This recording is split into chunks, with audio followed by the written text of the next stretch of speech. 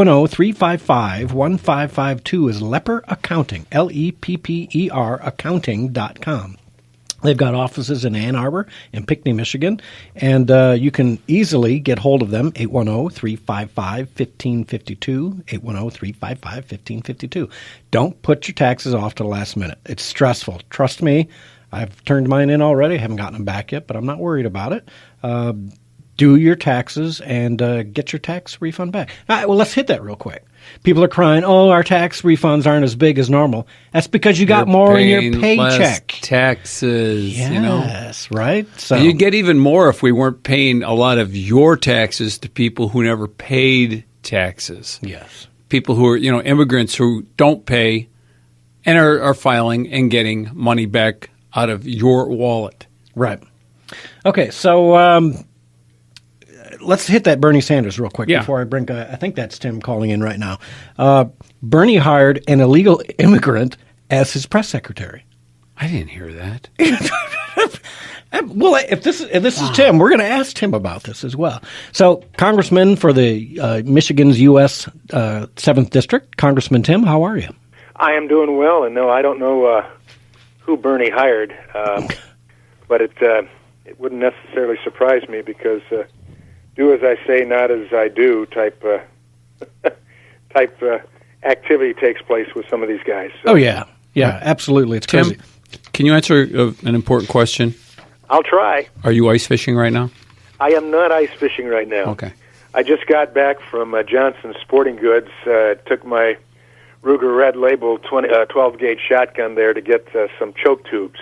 That's where I was at. So. There you go. Out sportsman-like, getting his stuff done. Speaking of guns. All right. So, Tim, let's start right there. The House passed some gun legislation, and I think I know where you stood on that. Do you want to start off with that? Well, we certainly can. I think as I was talking with the guys in Johnson's there in Adrian, if people who believe in the Second Amendment, and that's what most of us are here in the United States still, we believe in the Second Amendment, that gives us the right to keep and bear arms as a privilege of our freedom, and for the purposes of not simply hunting and target shooting, sporting clay, trap, skeet, all of that stuff, but also to defend ourselves.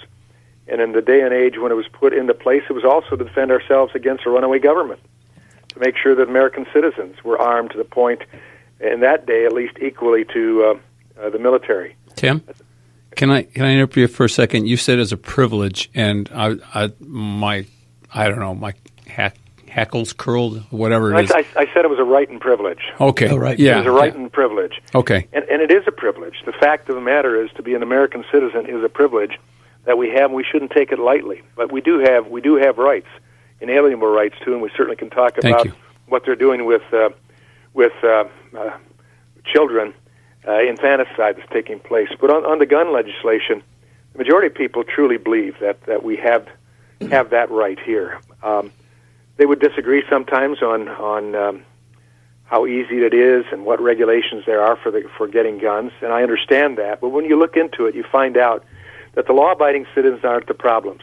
The law-abiding citizens that have done their credentialing, their background checks, have registered their handguns, which many of us believe shouldn't be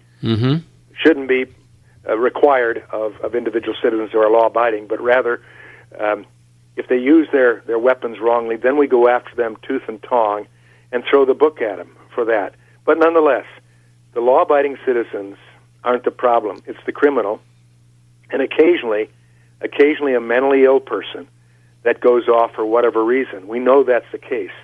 So let's address those concerns. But the Democrats, they think the better idea is literally to take guns away from people. They'll say, Congressman Walberg, that's not true. We don't want to do that. Well, prove that to me on the basis of what you're voting for just this last week. If the two bills that passed last week could get to the president, and I don't think the Senate will let that happen, but if it could, and the president signed it, which he wouldn't, but if he did, no longer could I loan my personal handgun to, let's say, a sister of mine, and I can say that because I don't have a sister, but let's say I loan it to my sister who has an abusive relationship, that finally she's decided enough's enough, and she gets a personal protection restraining order on this individual.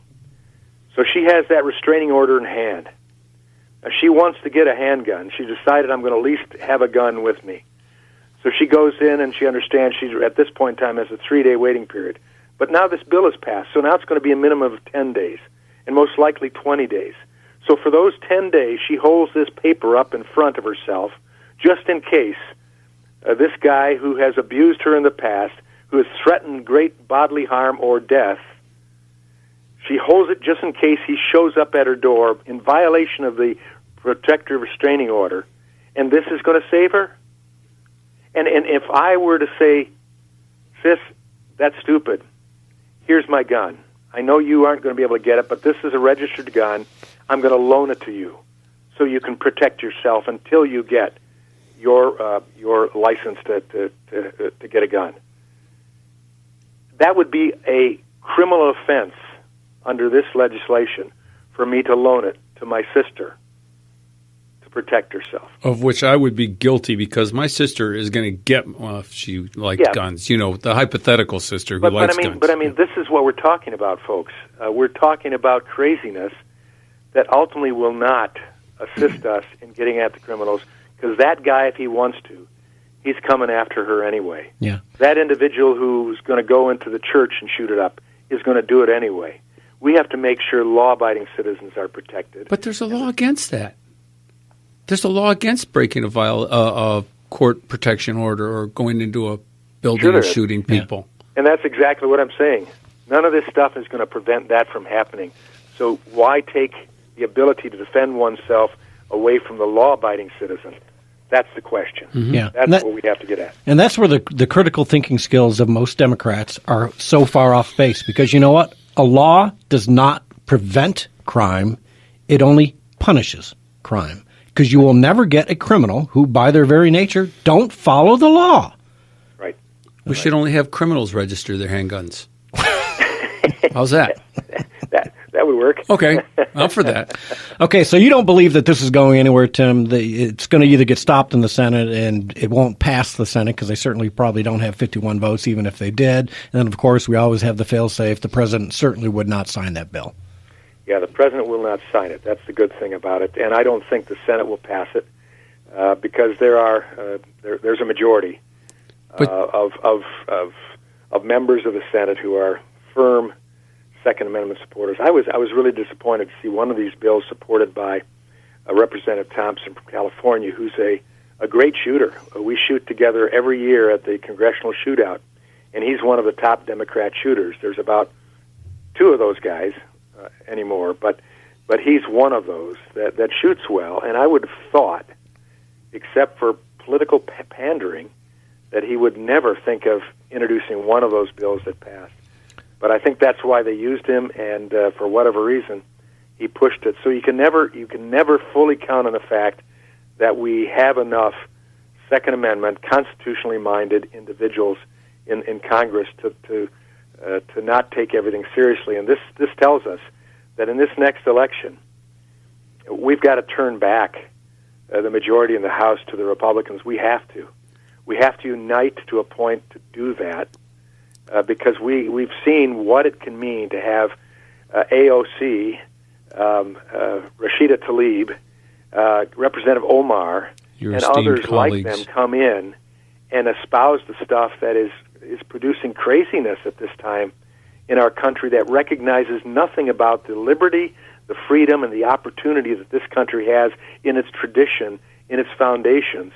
And then if you see that take place in the Senate as well, all you have is a president. And if we lose the president next year, and we've got one of these people that are running around the country right now talking of a Green New Deal and doing away with the Second Amendment liberties and killing babies after they're born from a botched abortion, and my gracious, do we really recognize what could take place so rapidly?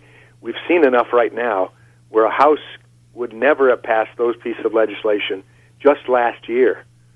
This year, as a result of the election that overturned the majority in the House, because some people in the suburbs thought they were smarter than Donald Trump, and so they were going to prove that they didn't like Trump, so they're going to vote against people like Mike Bishop, just to put their sharp stick in Trump's eye and see what we got. Yeah. That's or those who wouldn't bring themselves to vote. Yeah. So, Tim, let me ask you. So a guy like Thompson, who probably in his own heart really kind of believes in the Second Amendment, how much do you think he might have been cowed by people like AOC who said, we're taking names of all you moderate Democrats who side with Republicans? Do you think that would have maybe had some effect on why he voted for this, even though you wouldn't think he normally would? Yeah, I'd like to think that was probably the case. Not that he's changing or never was a Second Amendment supporter, even though he likes to shoot, and he shoots well. He shoots well. And he I think belongs to a shooting club back in California. But for some reason, he thinks that whether it's the fact that he's got all his guns and handguns aren't that big of interest to him, I don't know. But there is extreme pressure coming from the new members on the Democrat side. Many of them are young people who have been trained that it's all about me. So if it's all about me, then who cares about the Constitution? Yeah. And who cares about common sense of some of the older people who have been through life, like myself, and understand that the Constitution is the only thing that stands between us and the craziness that we see in Venezuela or other parts of the world, none of which are as good as the United States. And so, yeah, I would think there are senior members in the Democrat side who are hoping that they have opportunity for chairmanships, hoping they have opportunity maybe for leadership positions, and if they don't incur the wrath of an AOC who's taking names and putting it down for future reference, that they will have a better time continuing in Congress. And these are people that shouldn't fear at all being reelected. But I think it's inside game politics in Washington that's causing some of these people to vote that way. So yeah. So maybe the upside, Tim, is, folks, you see the writing on the wall, what the Democrats want to do. Go out and buy your guns and ammo now. Stock up. Let's get the industry for gun industry a few more $1 billion in sales. There has been a slump since Obama left office. Well, last week may bump it up again, and we'll see. Yeah. There was a whole passel of people in the gun shop that I just came from today. Of course, Saturdays are pretty strong there anyway. But maybe that'll bump it up again because you're right. What took place these last 2 years with Obama and the majority being Republicans in the House and Senate, people probably felt pretty safe about being able to get ammo and seeing the prices go down and all of the rest. And I'm not here to espouse fear, but I also am here to say, folks, we need to wake up. It's not just guns. It's all sorts of other issues that are also being impacted by a majority that does not understand America and its foundational principles and documents the way that it needs to be understood. That's provided us freedom and opportunity for everyone. It's allowed religious freedom or non-religious freedom in this country. You could go either way, but you had freedom to make that choice. You had freedom to have your guns and participate in the sporting issues that you wanted, or just protect yourself. That's right. We had all of that. But that's changing, and when you get to the fact of now we're countenancing actually killing babies outside of the womb, that's unheard of. And I think that's starting to turn people back, not just the CPAC people and others, but it's turning people, young people especially, back to say, wait a second, this is a step too far, and maybe we ought to look at the other principles that the other side is espousing and decide whether we can keep supporting liberals and so-called progressives, which I call regressives, supporting them because it feels good. We need something more than feelings. We need something we can push back that stands hard and firm, and our Constitution is that very thing. You know, you mentioned the abortion industry. You mentioned the bill that was defeated that would have required a doctor to attend to the baby he had just tried to kill. There is kind of a conflict there, and I think that's why they couldn't vote for that, because they realize this doctor, how did that baby get in a position where he has to try and resuscitate it? Because he just tried to kill it. Well, you know, It exposes what they're trying to do to babies. What the bill actually said simply